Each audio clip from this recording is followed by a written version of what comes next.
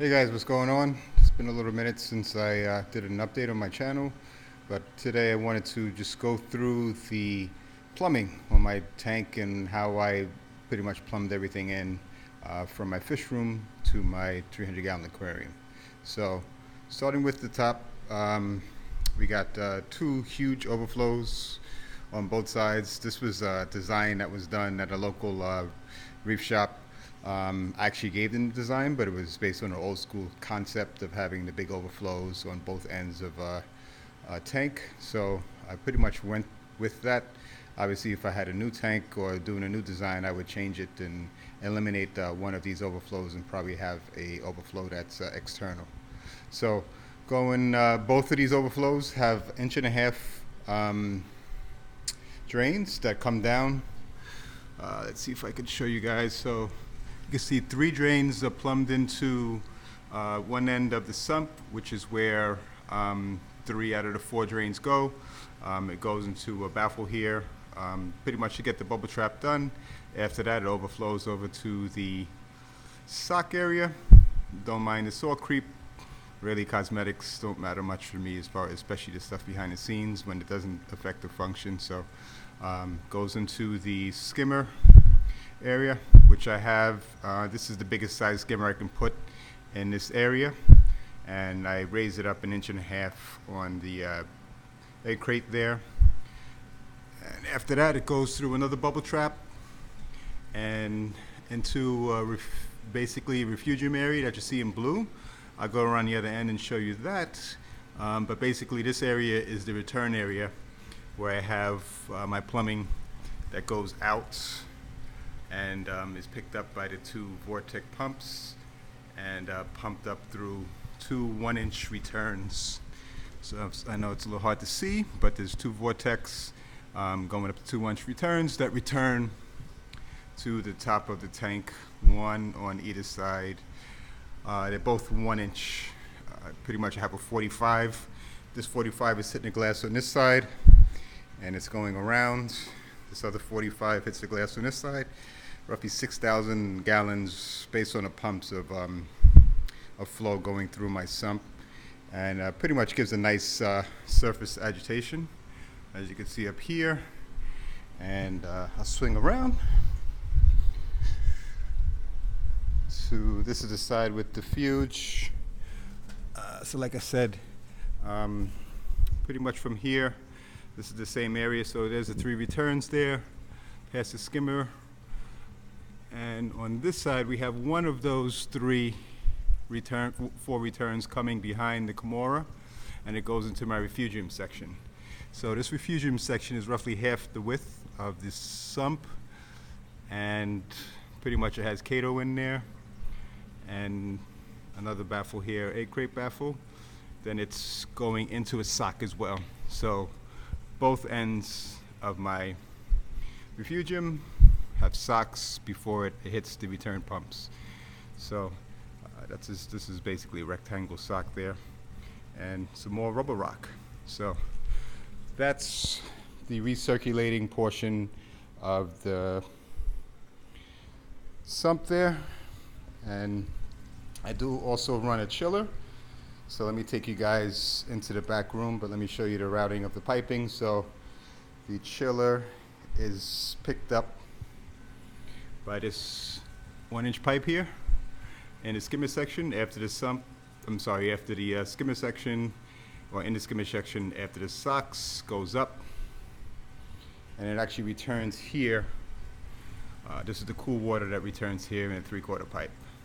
So my fish room is around 2.5 feet higher up in elevation than the sump.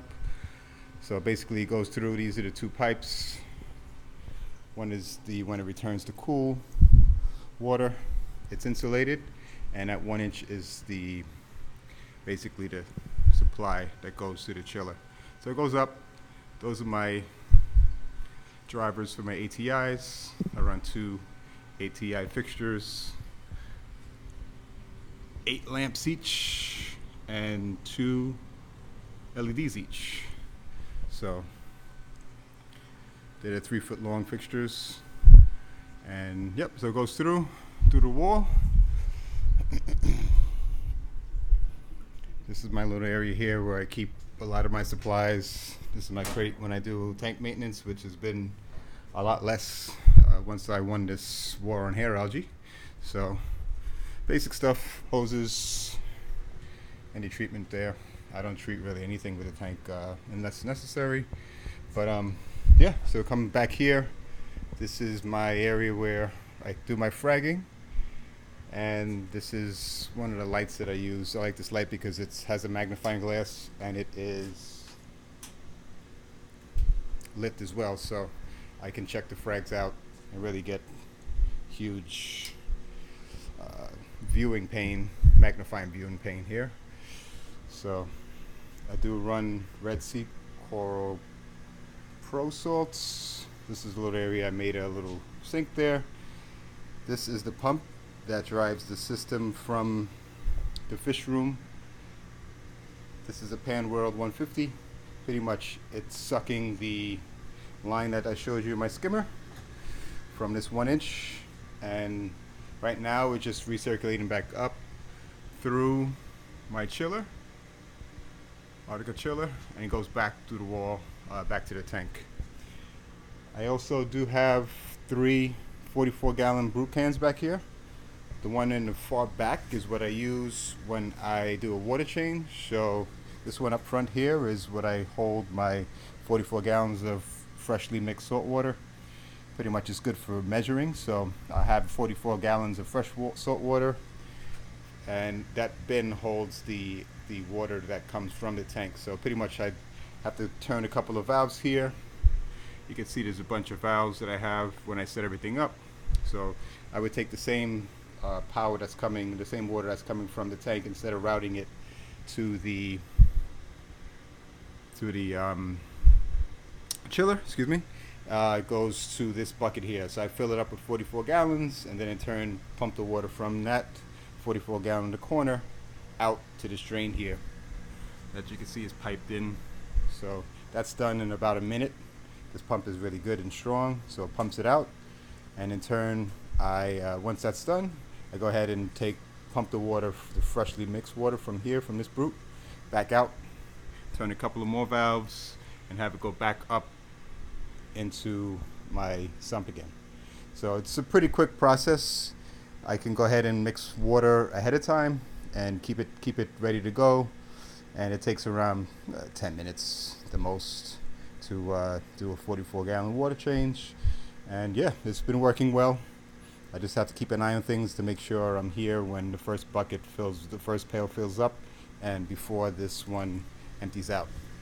So I've noticed a big difference in the salt when I change from reef crystals, which you can see you got a bucket down there, but I used to use reef crystals and I switched to Red Sea because there was a thick brown sludge. This is not too bad, not at all. I would say this was really, really bad, and I think a lot of what I was getting from that salt may have been nutrients. So, in trying to fight my nutrient problem, it seems like just my gut sense is that it may have been some phosphates in that water. But since switching to Red Sea Coral Pro, doesn't seem to be any issues with any dirt or anything, any leftovers in the mixing bin. So this bin here, or this 44-gallon brute, is my RO. So as you can see, I have a float valve here. I learned the hard way from always assuming that I'm going to be here to remember to shut off the RO water. This is my RO system I have here in that wall. Pretty standard setup, BRS system. So it's one simple thing to put on your system and make sure that when that pail fills up, it doesn't overflow. It's countless amount of times that I've flooded my room here and it spread out into the other part of the office just from not remembering to shut off the RO, and it overflows and was running all night. So many lessons learned. I'm a little hard-headed, but finally just went ahead and got that switch, the flow switch from BRS, and ever since then, no issues. I am now running a Apex. So what the Apex, one of the modules I do have here is a leak detector. So if for some reason one of these buckets overflow, I did have a leak in my calcium reactor before, um, and that was an issue that I made aware of because of my leak detector. So other than that, the Apex is controlling the carbon doser. So this is a Geo, obviously a Geo calcium reactor, and that's one of the tanks that I have. I have the full-size tank now, and this is my emergency backup that I have to get refilled. So I haven't went through this. I think this is a 40 pound. I haven't went through it yet, but I do have ways to monitor the pH now in the calcium reactor. Before I was just running it old school and having it balance out and just leave it, and it never was an issue. The only reason I have this is just for safety reasons. So if something does happen, or if the water flow stops for some reason from the Komora, that I won't kill all my media and melt it. So, but yeah, that's about it for the back room here. This is basically what I do. I have a little hose set up as well, cleaning things off. Yeah, but pretty basic, pretty straightforward, nothing fancy. I'm really fortunate to have this room behind the scenes that I can run things and make sure the tank is in the condition it needs to be. Here's all of the different things that I use when I get new coral in or new fish, acclimation process, dipping process. And from my understanding, Indo is opening up. We all have our fingers crossed that maybe next week. So if that happens, I'm going to be using my frag tank here to I kept it running. I just have one damsel in there, but that's going to be put to use if and when Indo opens back up. I'm almost sure. So other than that, that's the basic rundown of my tank. I do have a meter leader. Stick you guys in there so you can see it. That meter leader is what pumps the RO water from that 44-gallon brutes into my sump here. It does have a level sensor there, and yeah, that's basically it. The calcium reactor draws this water from the green line here, and I don't know if you guys can see, but that's the drip rate that I'm running. Nothing too crazy, but it's enough to keep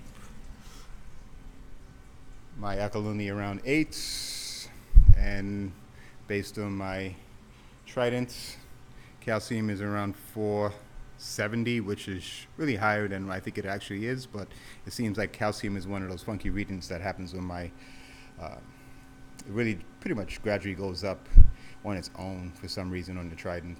But I'm gonna actually do another test and see how everything looks. But yeah, pretty steady. Not a lot of work. I can actually sit back and enjoy the tank when I eat my lunch here, and enjoy the tank and really just clean the glass. So the corals are growing pretty well. I did break another piece of this big guy off, this digitata I got from Tidal Gardens, and it's growing like a weed, literally. Like a piece there broke off from the bottom. It's a little hard to tell, but this piece had broke off, and I moved it here, and it's growing. That piece broke off, and I moved it here, and it's growing. This acro on top, something I got from the Bronx, a little mini colony with 4 nubs that's stuck up on that little base there, and it's basically basketball size now. And this bird's nest, I had to trim it back. It was growing into this acro here, which that's not good. So, and then this bird's nest here is pretty much being overshadowed. I did trim it back, but you can see the bird's nest underneath it is starting to die off. But yeah, I got to make some decisions on what corals I'm going to either remove or start to trim back. And we're not looking to sell anything. It's just maybe if anybody's in my area, if they want any frags, I mean big frags, I'll give them whatever I trim off when I do decide to start doing some trimming. I did move some corals around, but other than that, things are looking pretty good. And that's about it for this update, guys. So just wanted to give you an idea of behind the scenes. We're old school looking, wood stand and everything, but hey, it worked with the budget and it got done. And the main thing for me is the display and the stability and making sure I can keep fish and grow corals. So really no complaints at this point, and think 2020 is going to be a good year for the tank, and looking forward to seeing what else hits the market now. And but mainly just watching everything grow out is going to be the theme for this year in 2020. All right, so hope you guys are doing good. I hope your tanks are doing well, and I'll catch you in the next update. Thanks for following along.